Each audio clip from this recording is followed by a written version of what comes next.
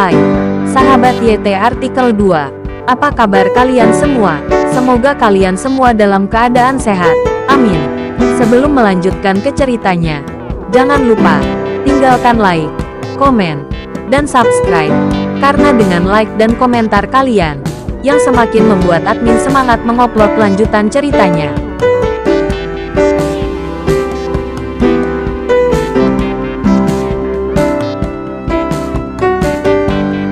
Episode 441. Kisah Aditya, anak bos besar yang berpura-pura miskin. Stick mengira dia bisa lolos tanpa berkata apa-apa. Tanpa diduga, Aditya sama sekali tidak terbiasa dengannya. Dan sekarang dia ingin mencekiknya dengan tali. Bahasa Indonesianya cukup bagus, dan dia bisa mengerti apa yang dikatakan Aditya kepada Leo. Ketika dia melihat Leo telah meminta seseorang untuk membawakan tali itu, kali ini Stick tidak dapat diam lagi. Tidak, Tuan Aditya. Kamu tidak dapat melakukan ini padaku. Sambil melambaikan tangannya ke arah Aditya, wajahnya penuh air mata. Aditya tahu bahwa Stick takut. Kenapa aku tidak bisa melakukan ini padamu? Mengapa kamu tidak tinggal di negaramu? Kamu bisa tinggal di Indonesia dan kamu pergi ke Indonesia untuk menimbulkan masalah. Aditya menjambak rambut Stick dan berteriak keras. Stick gemetar ketakutan. Meskipun dia seorang pembunuh, dia juga takut mati. Ketika dia bertemu Aditya, Stick tahu bahwa dia benar-benar kacau. Tuan Aditya, jika ada yang ingin kita bicarakan, mohon jangan seperti ini. Suara Stick bergetar, dan dia berkata kepada Aditya dengan cemas. Saya sudah mengatakan apa yang perlu saya katakan. Anda sedang mencari mati. Tidak ada cara lain. Aditya tidak ingin menunda-nunda lagi dengan Stick. Dia tahu bahwa dia tidak akan sepenuhnya jujur kecuali dia memberikan beberapa pukulan keras. Kamu, apa maksudmu? Stick sudah menyadari ada sesuatu yang tidak beres dan menatap Aditya dengan gugup. Cekik dia sampai mati. Aditya bergegas ke arah Leo dan melambaikan tangannya, menunjukkan bahwa Leo akan mengambil tindakan sama sekali. Leo sedang menunggu Aditya mengatakan ini. Melihat Aditya berbicara, dia bekerja sama dengan salah satu anak buahnya dan melingkarkan tali di leher Stick. Tali dililitkan di leher Stick, dan Stick sangat ketakutan hingga dia kencing. Ah, tidak. Stick tidak bisa berteriak lagi, dan lehernya dicekik dengan parah. Dalam hitungan detik, mata Stick melotot, merasa sesak napas sangat tidak nyaman. Setelah lebih dari 10 detik, Stick mengangkat tangannya dalam posisi menyerah. Aditya merasa dia hampir selesai. Jika dia terus mencekiknya, Stick akan terbunuh. Coba lepaskan, kata Aditya dengan suara yang dalam. Lei dan anak buahnya melepaskannya, dan Stick menarik napas setelah batuk hebat. Melihat ke arah Stick lagi, wajahnya yang sudah sangat pucat menjadi semakin putih, seperti kertas putih besar. Bisakah kamu menjelaskannya dengan benar sekarang? Aditya menepuk pipi Stick dan bertanya padanya. Beraninya Stick main-main dengan Aditya. Dia hampir bertemu Tuhan sekarang. Tapi dia sangat ketakutan. Tuan Aditya, saya akan menceritakan semua yang saya tahu. Jangan bunuh saya. Stick tersentak dan berdiskusi dengan Aditya. Oke, saya bisa menghubungi Romla. Dia punya nomor ponsel lain, kata Stick jujur. Setelah mendengar ini, hati Aditya tergerak. Tampaknya trik ini benar-benar berhasil. Baiklah. Saya bertanya lagi. Bisakah ketiga sahabatmu menghubungi Romla? Aditya bertanya pada Stick. Karena jika ketiga orang asing yang melarikan diri dapat menghubungi Kaisar Romla, sekarang Romla pasti sudah tahu bahwa Stick dan yang lainnya telah gagal. Kalau begitu, tidak ada artinya bagi Stick untuk menelepon Romla.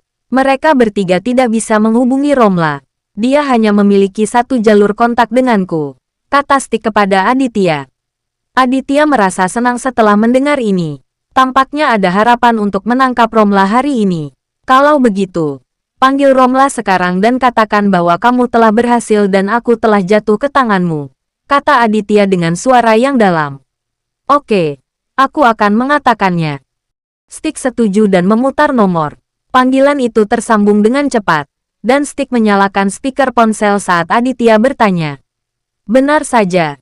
Suara Romla terdengar dari ujung telepon. Stick melapor kepada Romla melalui telepon seperti yang dikatakan Aditya. Hahaha. Sangat bagus. Sangat bagus.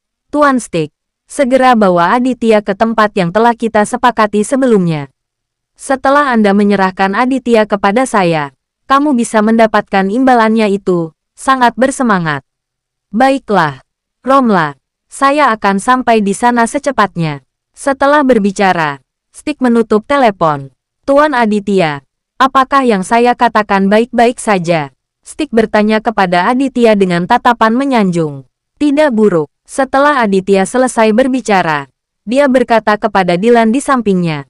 Kumpulkan lebih banyak orang dan segera berangkat. Ya, Tuan Aditya. Dia pergi orang-orang dimobilisasi keluar. Aditya memikirkannya dan menyadari bahwa operasi ini bukanlah masalah kecil. Romla bukanlah orang biasa, dan Romla pasti sudah bersiap kali ini.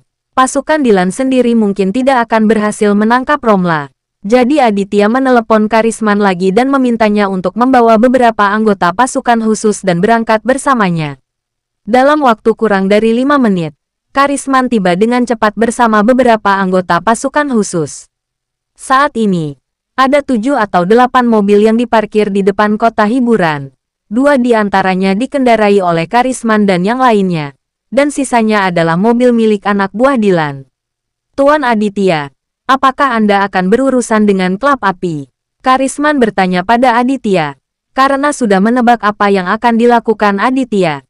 Aditya mengangguk dan berkata kepada Karisman, Karisman, ini adalah kesempatan langka. Kali ini kita harus menangkap Romla dan Ahmad. Jika kita tidak dapat menangkap mereka hidup-hidup, kita harus membuat mereka mati. Saya mengerti. Jangan khawatir, Tuan Aditya. Klub api ini kelompok pembunuh melakukan segala jenis kejahatan. Dan itu adalah tugas kami sebagai pasukan khusus untuk menangani mereka. Dan kami pasti akan melakukan yang terbaik. Karisman meyakinkan Aditya. Aditya tidak mengatakan apa-apa lagi. Dia tahu betapa bagusnya Karisman dan yang lainnya dan tidak perlu instruksi lebih lanjut. Hari sudah malam. Aditya melihat ke arah Stick di sampingnya dan berkata kepada Leo, biarkan dia memimpin jalan dan berangkat. Ya, Leo setuju. Memimpin orang-orang untuk mengawal Stick ke jalan. Dan mobil mereka pergi. Di depan, menuju keluar kota. Aditya dan Dylan masuk ke dalam mobil dan membawa semua orang keluar dari pinggiran timur dan berkendara di jalan raya pinggiran kota. Malam semakin gelap. Aditya duduk di dalam mobil dan memejamkan mata untuk bersantai. Setelah sekitar 20 menit, konvoi berhenti. Leo keluar dari mobil dan berlari menuju Aditya. Tuan Aditya, Stick berkata bahwa sekitar 5 km di depan adalah tempat pertemuan yang disepakati dengan Romla. Ambil Stick dan terus bergerak maju. Kami akan menjaga jarak tertentu dari mobilmu, kata Aditya. Dimengerti. Leo setuju. Kembali ke mobil dan pergi ke tempat pertemuan. Kali ini Aditya menyetir sendiri. Dia mengikuti mobil Leo dari kejauhan dan mematikan semua lampu depan mobil. Bersambung.